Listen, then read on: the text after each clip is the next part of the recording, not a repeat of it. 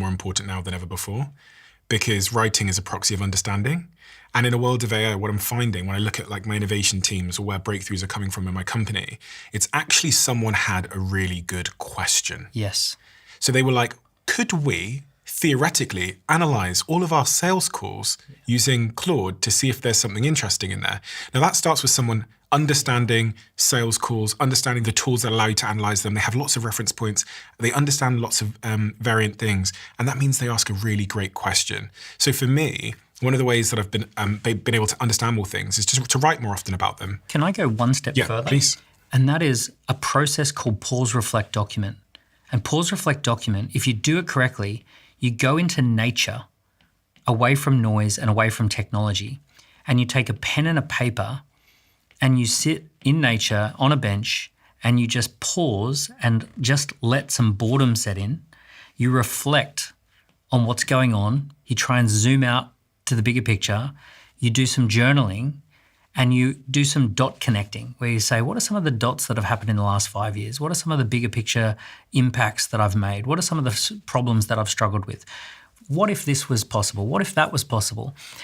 We live in this incredible fast-paced world where the one thing that no one allows themselves to do is to pause, reflect, document with a pen and paper. And those people who I know who are doing incredibly well are doing more and more of this. Yeah. Yeah. Same. I mean, you're one of them. You're a person who's, I mean, look at this.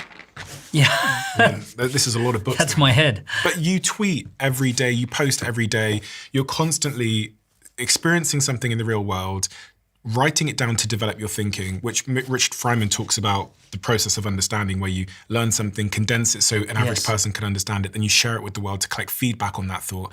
He said that's the fastest, best way to learn. Yeah. But actually in a world of AI where ChatGPT can do all of that for me, we're deferring our ability to sort of condense, compress and understand to an AI because we think it's creating an efficiency gain or a productivity gain in the near term.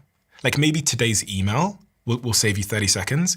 But the tax you're paying, I think, is an understanding. And understanding is a proxy of, therefore, writing great questions. So I find myself writing more. I wrote a memo I was up till 2 a.m. last night writing a memo about my own industry. Which means you were up late thinking. Yeah. You were thinking clearly. And that was what you were really doing. A great question I want people to reflect on. I want them to think about the last 5 years and ask the question, when did I do something special that impacted a certain type of person? I can explain how I did it step by step and how it felt, and it would be of interest to plenty of people, all right? And that question contains what we talked about earlier, which is lived experience, feelings, playbooks, and connecting the dots looking backwards and actually coming up with some things that only I can do, things that only I can say. So that particular prompt, that particular question to sit in nature and think clearly and memo and document and write a memo about it. I see so many people, and you and I have done this over the last couple of hours, we think so much about the future and the uncertainty of the future, but a lot of value comes from just looking backwards and connecting the dots and then thinking, what is it that I now know that I want to take forward and add value to others? Sort of adjacent to that, but related, is another thing I think a lot about, which is trying to get more information and experiences from a wide set of reference points. Because when I think about innovation generally, innovation is the connection of like two ideas or thoughts or principles that someone else hasn't put together. So I think about the non-stick frying pan. It was a guy who was fishing and was trying to get a material so his fishing tackle didn't stick together. And his wife walks past, allegedly, and says, I'd love some of that stuff on our pans. And that ends up selling tens and tens of millions of non-stick pans. And even when you think about the iPhone, that was a combination of an internet device, a music device, and a telecommunications device put together, which you rarely found those three things in one space. 3 different reference points. To achieve that, someone would have had to understand music, the internet, and phones. Yeah. And even Steve Jobs himself, his skill stack contains typography and design, which is why he was able to disrupt BlackBerry. He stumbled into a calligraphy class at university and loved calligraphy. And he was the first company to ever have fonts. And those fonts became a huge differentiator on the first Mac. And it was only because he had combined calligraphy with computers. He created the font idea. So maybe the future's owned by the wide, not the narrow in this regard. Definitely. Become more of a generalist, become more curious, and go out of your comfort zones, right? The industrial age asked us to simply specialize and do one thing over and over. The grandfather of capitalism is a guy called Adam Smith, and he said ultimately efficiency is about doing one thing in the process over and over and over, but he said it's going to destroy the human spirit. He actually wrote about the fact that that destroys the human spirit, having to just twist this knob over and over. That creates the most value in the economy, but it's horrible for you as a human. And he recognized that problem from the very beginning. What we've been trained to do is just twist the knob, twist the knob, twist the knob, do the same thing over and over. What we need to relearn how to do is allow us to become more human and say, actually, I'm going to explore nature. I'm going to explore this weird passion that I have for particular theatre companies and how they run. I'm going to go and explore this thing about like entrepreneur accelerators. I'm going to combine things. It's those rare combinations. And you need to trust your instincts that you're actually pulling on a few threads and bringing them together. I do that while still focusing on a job, etc., because I do this for a living.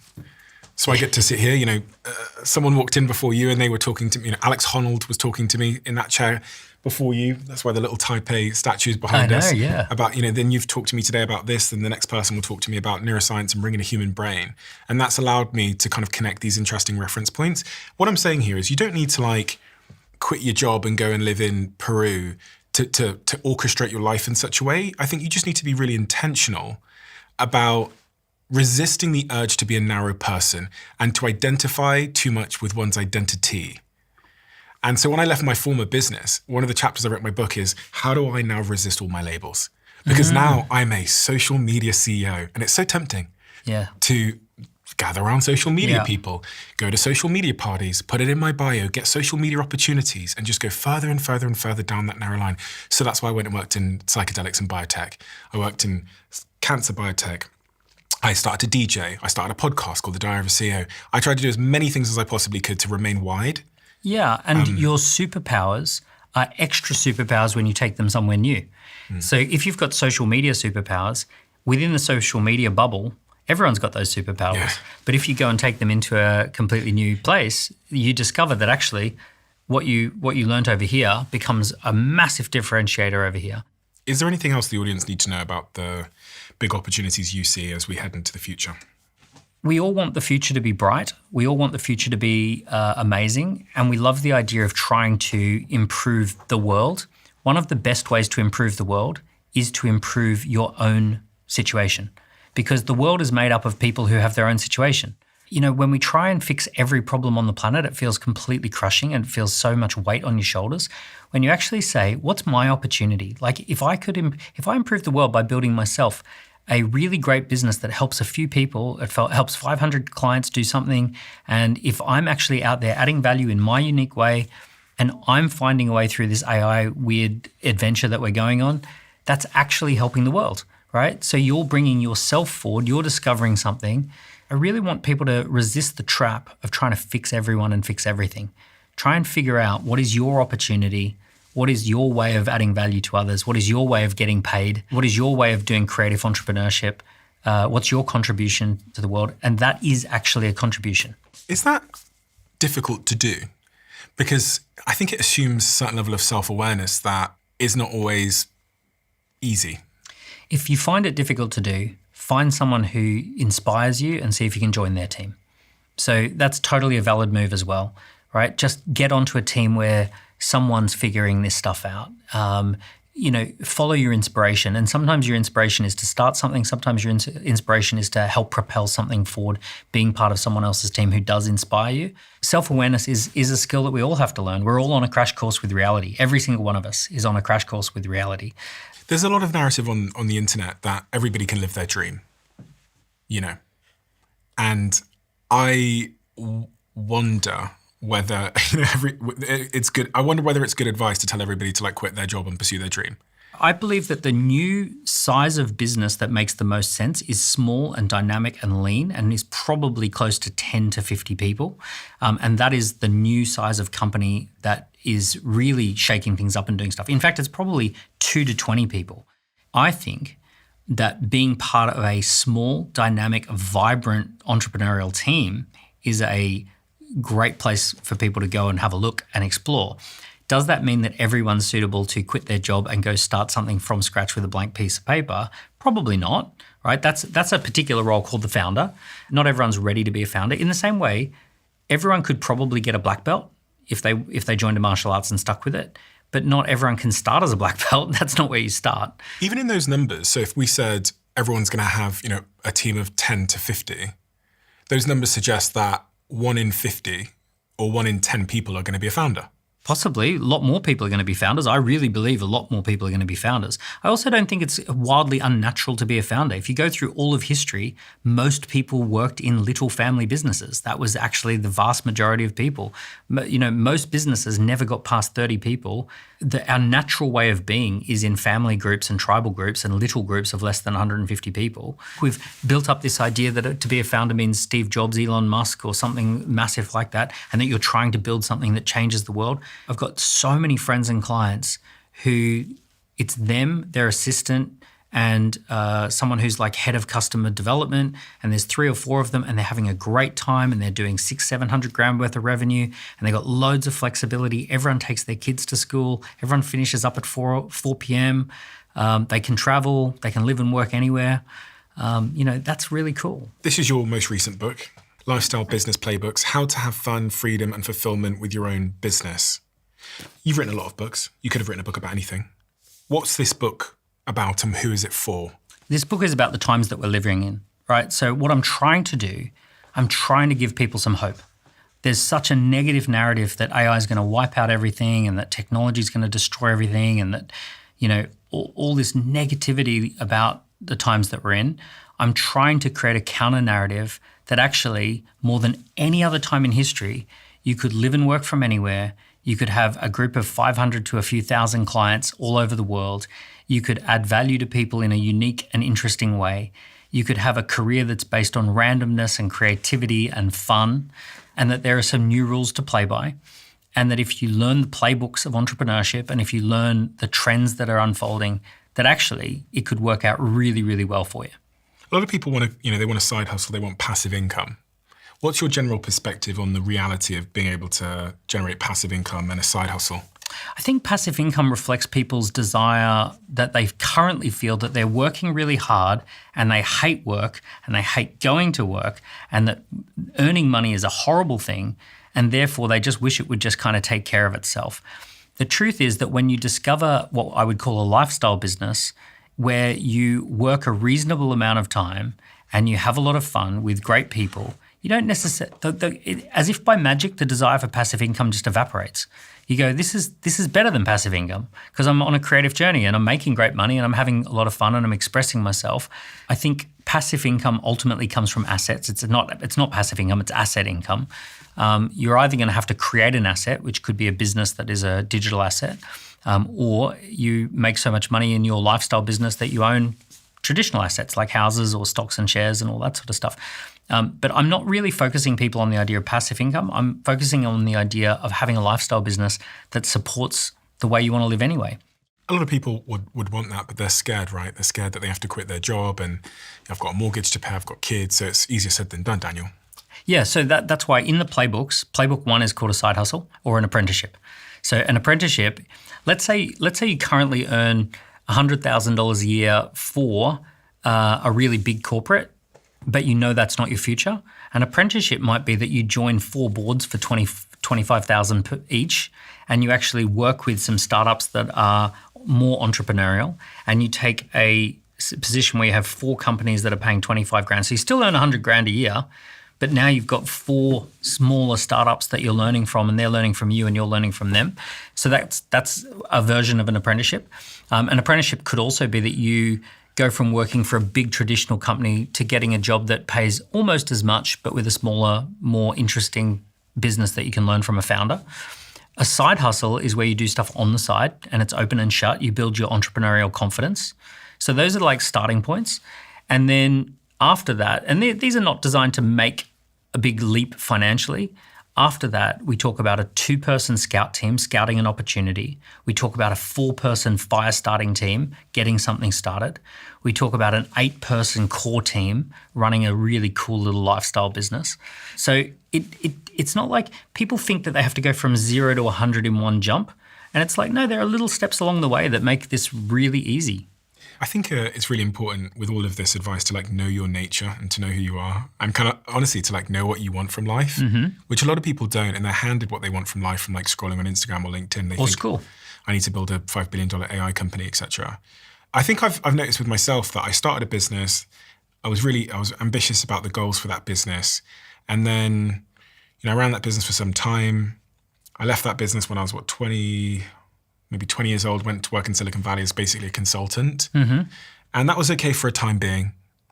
But then eventually I realized that the money really doesn't matter. It's really about like doing it with people you like, Yes. and having a challenge. So that then led me back into the ambitious building businesses, did that for 6 years, built big business around the world, and then left that. And then I went through a period where I guess I was kind of a consultant, freelancer type guy for a while. Again, fundamentally unfulfilling for me. Yep. Because going on a mission with a group of people, an audacious mission, really regardless of what it is, that filled me up. It was never really about the money. A lot of people discover this. A lot of people discover that more is not better. A lot of people discover that bigger is not more fun. Do you know what else they discover? They discover that their idea of independence and freedom is also not what they thought. And this is like quite a contrarian take, but I have more responsibility now than I've ever had. Yeah. I could choose less responsibility and more freedom, and I'd be less satisfied and less fulfilled in my life. Totally. Look at rich kids. They've got everything taken care of, and there's all this financial resource around them, and there's nothing for them to do. They live in a constant state of depression. We love responsibility. We love creative tension. We love being up to something in the world.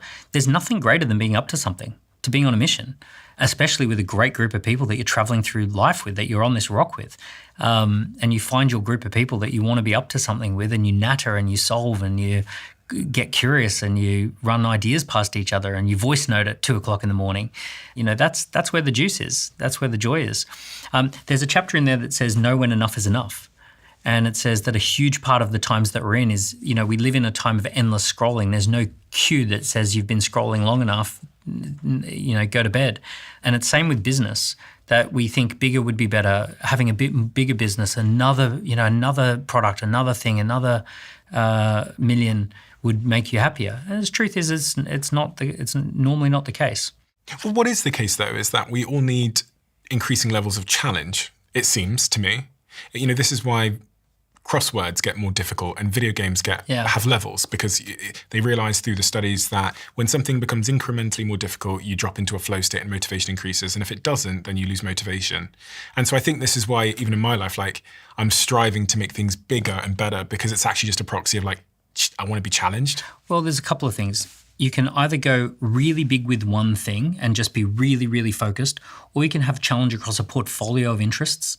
One thing that is happening to your generation, if I can be so bold, because I'm just 15 years older or whatever, is that you've taken all the energy that normally went into kids and you're putting it into business, right? And the normal, natural thing that is meant to happen around this age is that you're meant to struggle with a business or struggle with a way of providing, and also struggle with raising kids and all that sort of stuff. So there's this reservoir of creative energy that is meant to be divided amongst a few projects.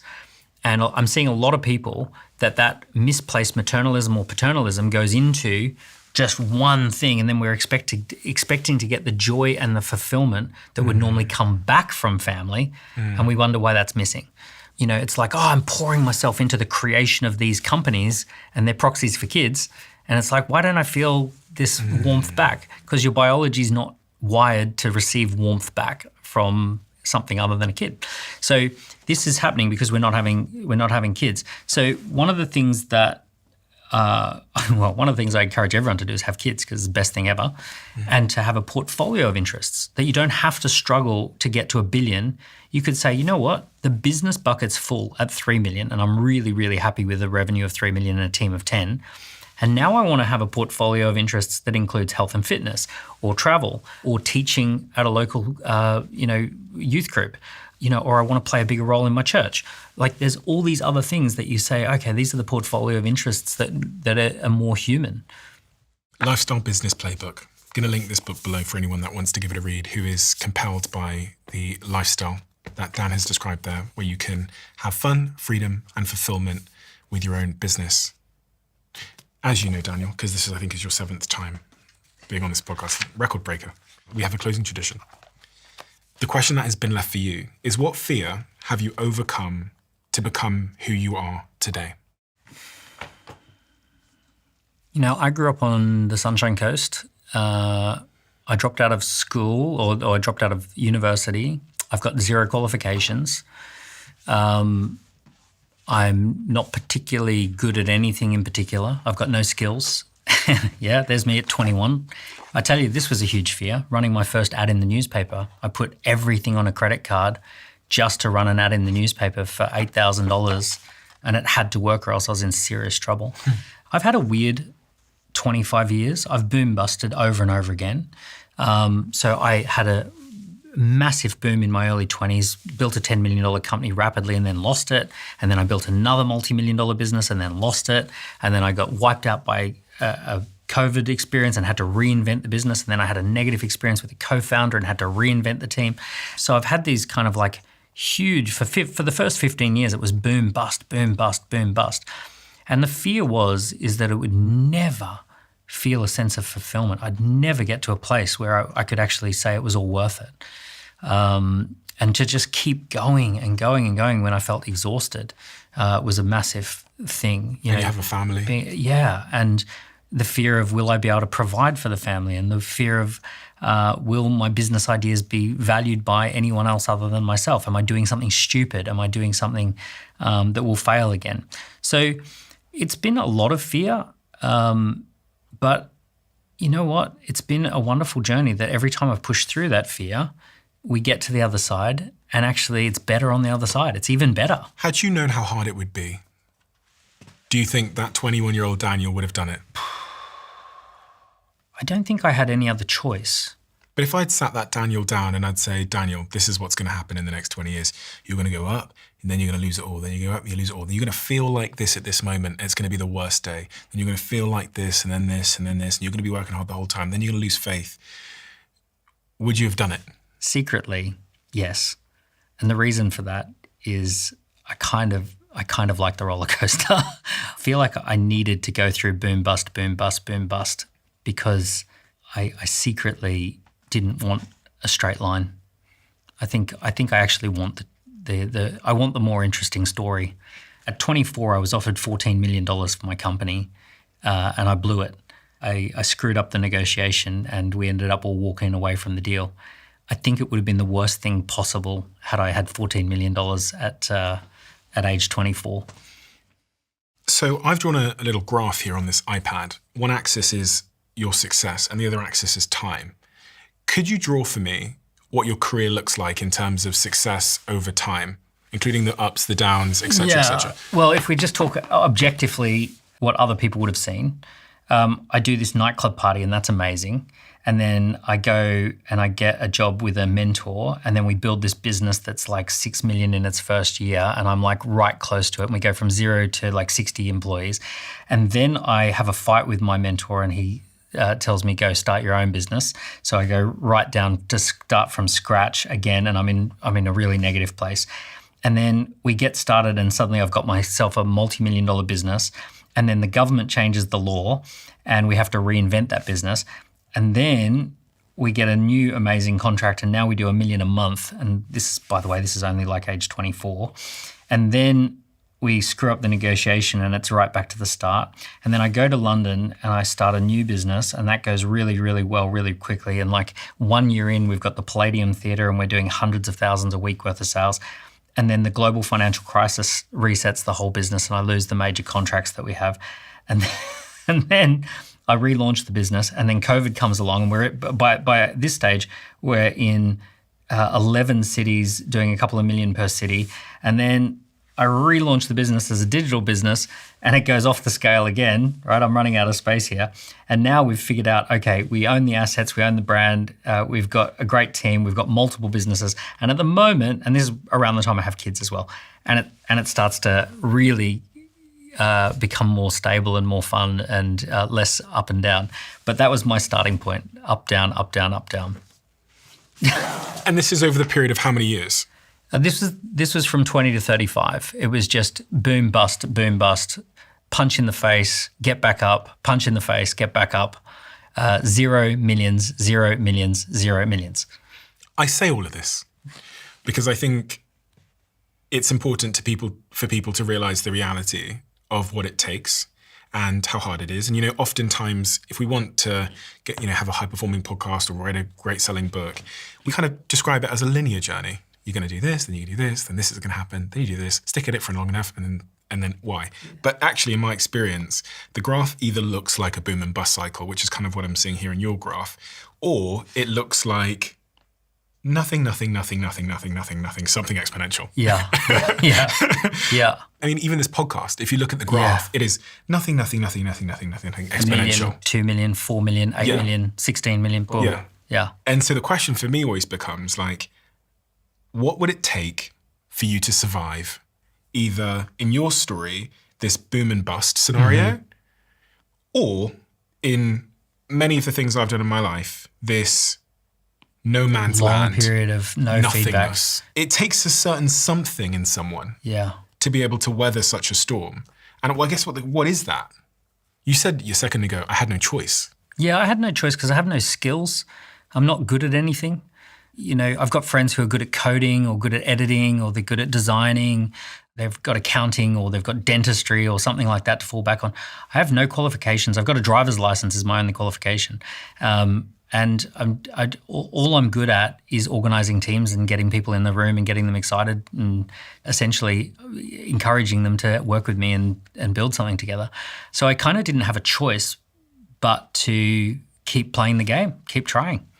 And again, by the way, I wouldn't change any of that. Like there's no point there where I'd go back and say, actually, because where I am now, every single one of those crushing drops is where I really learned something that I leveraged today. Actually, something I said to someone who works in my team as my business partner now, Georgia Gibson, when she emailed me 2 years ago asking me to invest in a startup that I myself had failed at. I basically was trying to say, this is not going to work, but do it anyway. Because the actual thing of value here might not be the $1 million exit. It's going to be the lessons you learn from the failure are going to then be leveraged, as I did at 20 years old when I went to Silicon Valley and started talking to people about this thing I'd spent 2 years failing and was getting paid $70,000 a month to talk about this thing as a 20-year-old with no qualifications, because I was one of the very few people who had failed in social media and therefore had a deep understanding and a rare skill. You're no longer going on BBC Newsnight or in Forbes as the person who did this. But of all the things you've done in your life, this great failing is going to be the most valuable asset you have. And this is what your story proves, because every time it goes higher. Yeah, it really does. Yeah, it was amazing. Like, I can tell you what the moments feel like at the bottom, and they're horrible. And alcohol's involved, and like wanting to just completely hide and never be seen by anyone ever again. And then suddenly you go, okay.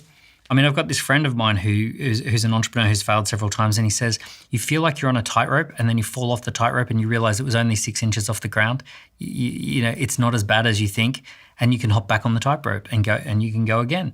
But every single time, it's just gotten better and better and better and bigger and more stable and more like reliable. There is another story, which is one that doesn't have the survivorship bias, because now, Daniel, you've been wildly successful. People walk down the street, people know who you are. You've got millions of people that tune in to watch you give advice. But there's also a version of reality where that wasn't the ending. And I actually know someone who has fought for 15 years to build businesses all across the world. And they just don't have that self-awareness piece. I don't know if I'm self-aware. Like, none of us can actually know, because that requires self-awareness. We've all got our blind spots. They'll continue to start businesses, and it's putting their family at risk now.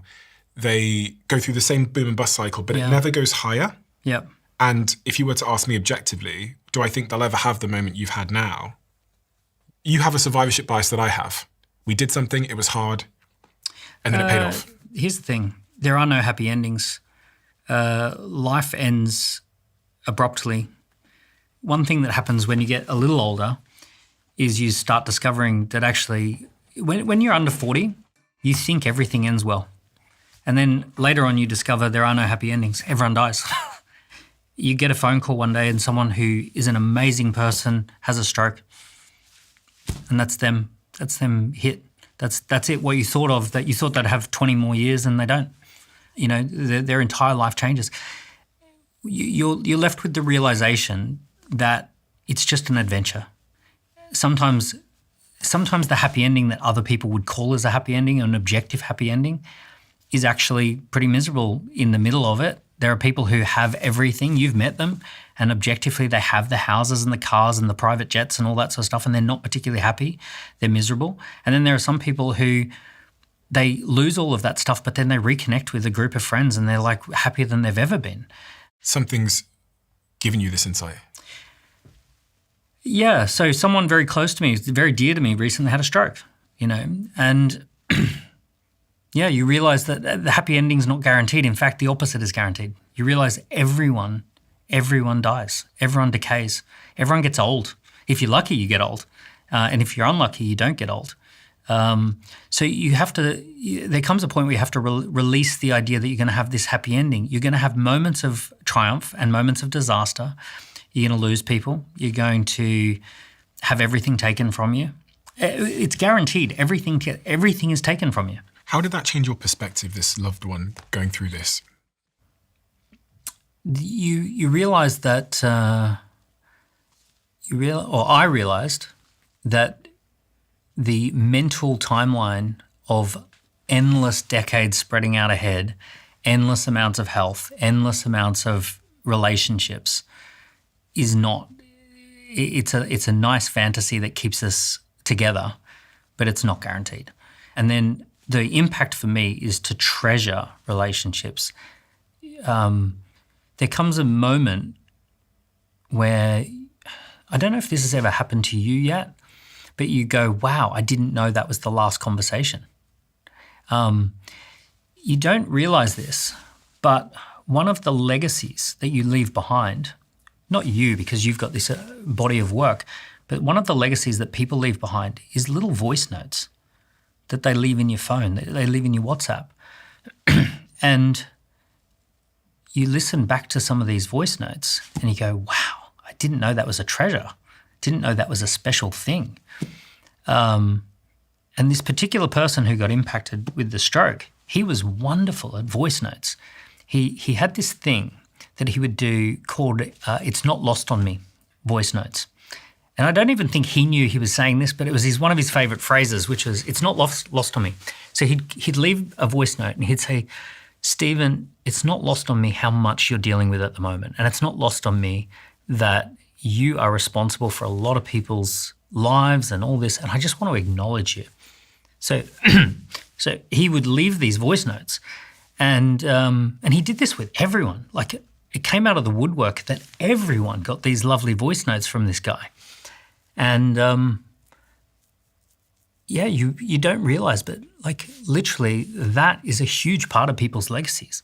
You think you're going to leave behind all this money, you think you're going to leave behind all of this big stuff, you think you're going to leave behind some huge financial structure, and in the end, you leave behind some really touching voice notes as one of the things that will be most treasured, if you're lucky. You've been listening to the voice notes? Yeah, I have, yeah. Yeah, really, really nice. Really, really nice. What is that emotion in your face, Daniel? What's the range of emotions?